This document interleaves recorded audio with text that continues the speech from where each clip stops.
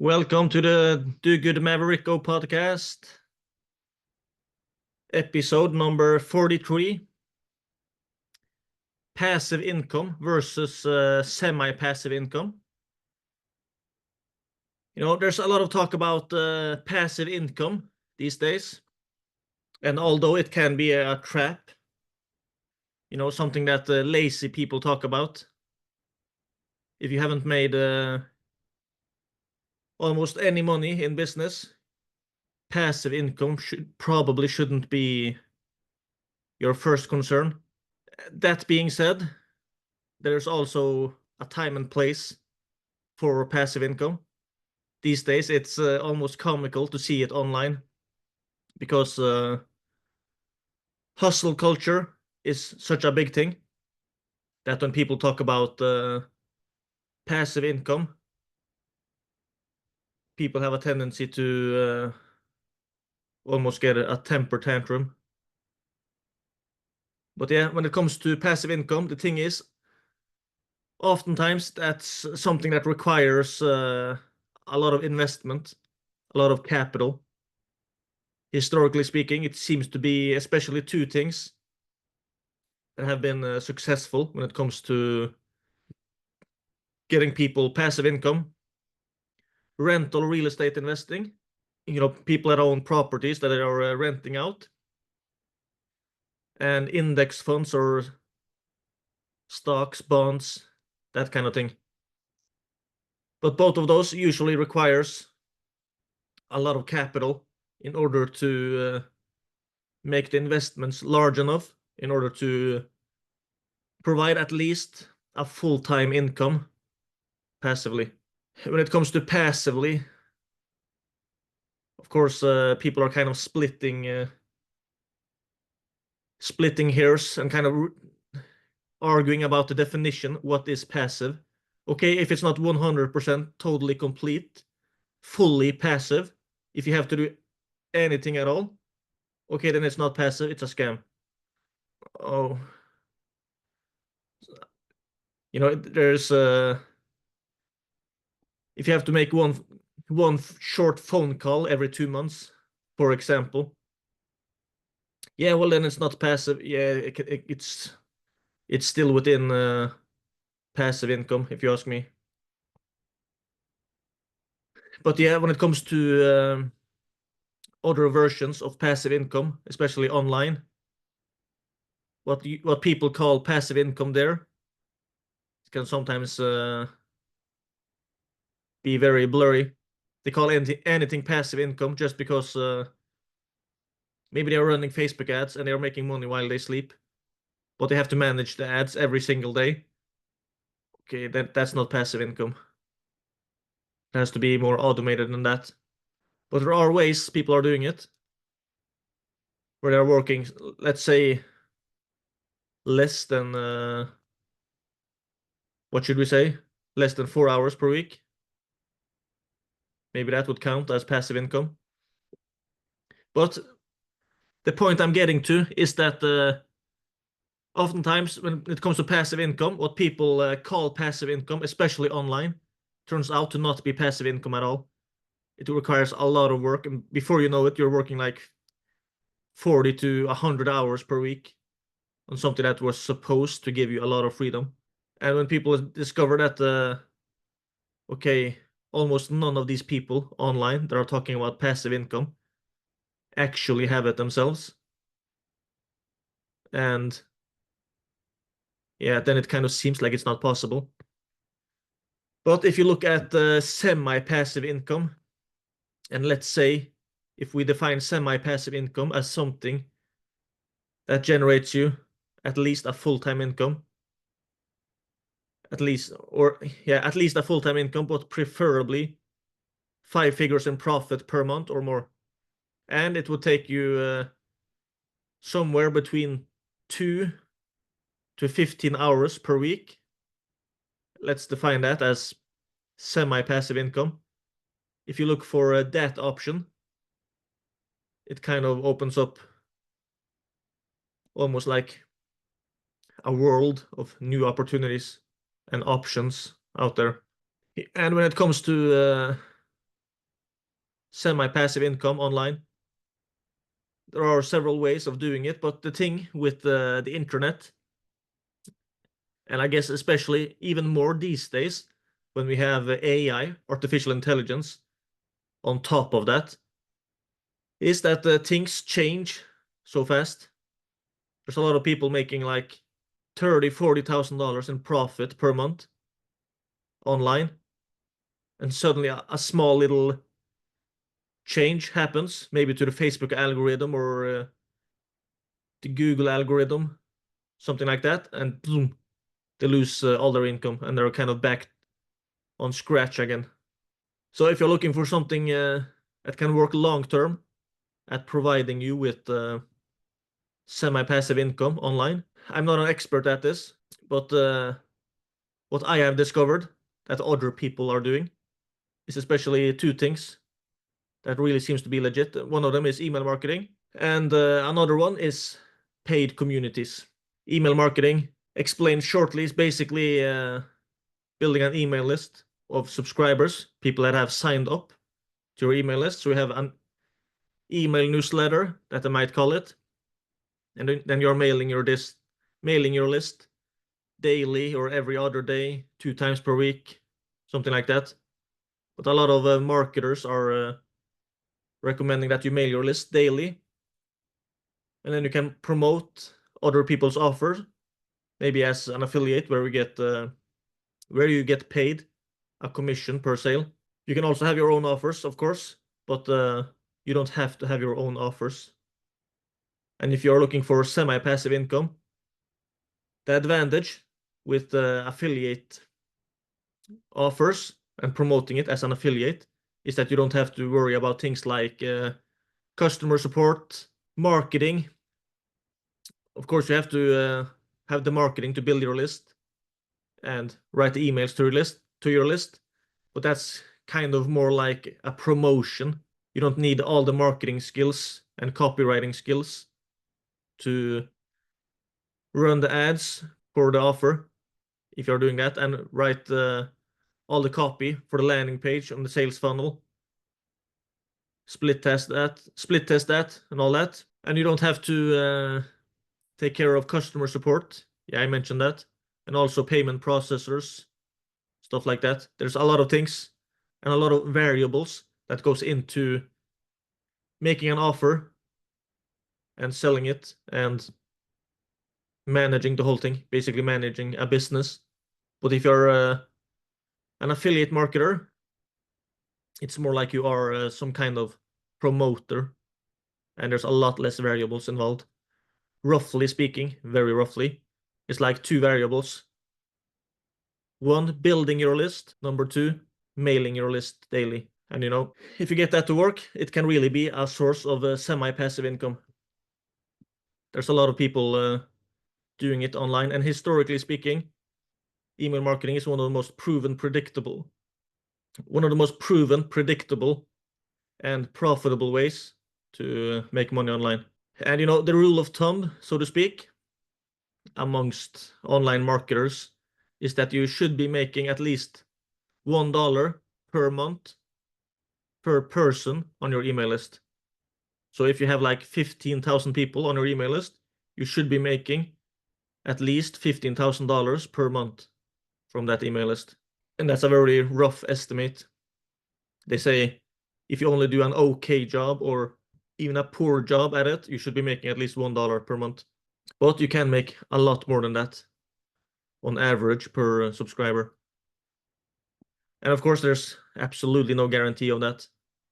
Depends on your relationship with your list, how warm the list is, how you built the list, what kind of lead magnet you used when building your list. Yeah, stuff like that. But yeah, it really seems to be a solid and predictable way of doing it. So yeah, email marketing is one thing in my research, that seems to be a legit way of making semi-passive income. And another one is, yeah, paid communities. And paid communities is really gaining popularity these days. It's not a brand new thing. It has existed for several years.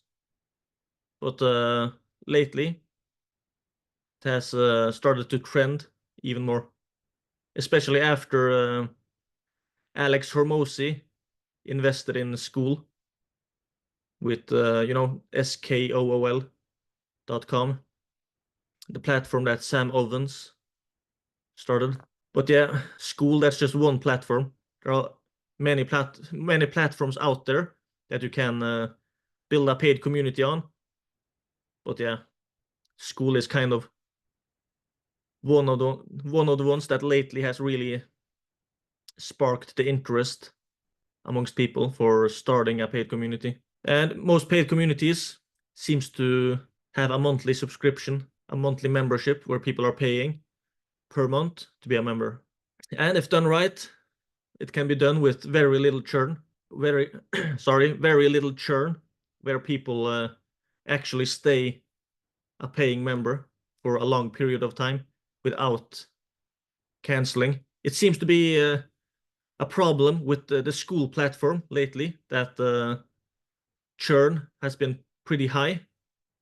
So people are trying to charge yearly instead of monthly. I think that's some kind of strategy in order to get over that hurdle with churn. But if churn is really high for a paid community, I think in most cases it's because the community sucks. A lot of people are treating paid communities kind of just like a fancy course or another way to deliver a course. But a paid community is a lot more than that. And another thing that I think also is the case is that a lot of paid communities are kind of, it seems like they're almost stuck inside the same niches and categories and industries. So they're kind of going where the competition is high instead of choosing one of the niches out there where there's zero competition from other paid communities. I think maybe one of the reasons for that is that people are trying to follow their passion. So they're trying to launch a paid community in something they're really passionate about themselves. But if you avoid that trap, because in many cases it can be a trap, and if you instead launch the paid community in a niche or category where the community itself would be super valuable for potential members to become a member, and once they were a member, they would be very likely to stay a member for a long time. Maybe niches or categories where collaborations, cross promotions, joint ventures, partnerships, masterminding, connections, networking, stuff like that. Niches or categories or industries where that would be extremely valuable. If you launched a paid community in one of those niches where it was so valuable, you could also probably charge a pretty high price per month, and it would be absolutely worth it for people to become a member. And we would have extremely little competition as well, and like just a few dozen members, and you could literally be off to the races when it comes to reaching 5 figures in profit per month. Don't get me wrong, I'm absolutely not an expert at this, but the last few weeks I've been interviewing several success stories of people that are making at least $10,000 in profit per month from running a paid community. And I have to say, it's mind-boggling. Yeah, I thought before I started these interviews, I thought, oh, this is going to be so cool. And it was even more mind-boggling and exciting than I expected it to be. And my expectations was pretty high. So yeah, although if you just look at Facebook and Facebook groups, Facebook ads, things like that, and you see things that are popping up about the Skool, that's just scraping the surface. Because Skool.com, that paid community platform, is very hyped up in many ways. It can also be amazing, but if all your views and opinions about paid communities comes from the school platform, then you are very likely to be mistaken when it comes to what a paid community actually is. But yeah, if you look out there on all the options, it's really exciting. And like I keep repeating, there are literally thousands of niches, category industries out there where a paid community basically doesn't exist. Especially, yeah, an online paid community doesn't exist. And you can just find one of them, create one, reach out to those people, and a few dozen members or a few hundred members, and you can basically be free from the matrix of the 9 to 5 rat race. So yeah, the dream of freedom is possible. I failed for years myself online. It's a shame to even talk about it. It's horrible. But I made I made many silly mistakes. Now my main goal has not been to get passive income or semi-passive income. That has not been my main goal at all, because I wanted to build something bigger and stuff. But I also wanted freedom from the 9 to 5 rat race and the freedom to work on what I wanted to work on, stuff like that. But yeah, one of the mistakes I made, amongst many, was the business models I chose. So if you're looking for semi-passive income, where you can work somewhere between 2 to 15 hours per week and make 5 figures in profit per month, maybe even more, yeah, then I think paid communities is definitely a legit option. Now, of course, you might work more than 15 hours per week the first few weeks when you're launching it. But when it comes to a business model that really is very suitable to be automated, yeah, then paid communities is really unique. And if you want to learn from several of these success stories that I've interviewed, I'm going to interview at least 30 of them. So far, I've just interviewed a few, but it's yeah, it's mind-boggling even so far. And this recording was made December 1st, 2024. So by the time this podcast goes live, I've probably done even more of these interviews. But yeah, if you want to learn, if you want to learn from them, you should check out communitycashcows.com. And there you can also connect with a bunch of other people that are also in the process of building their own paid community. So yeah, if you want your own cash cow, maybe you should build your own community cash cow. Check it out, communitycashcows.com.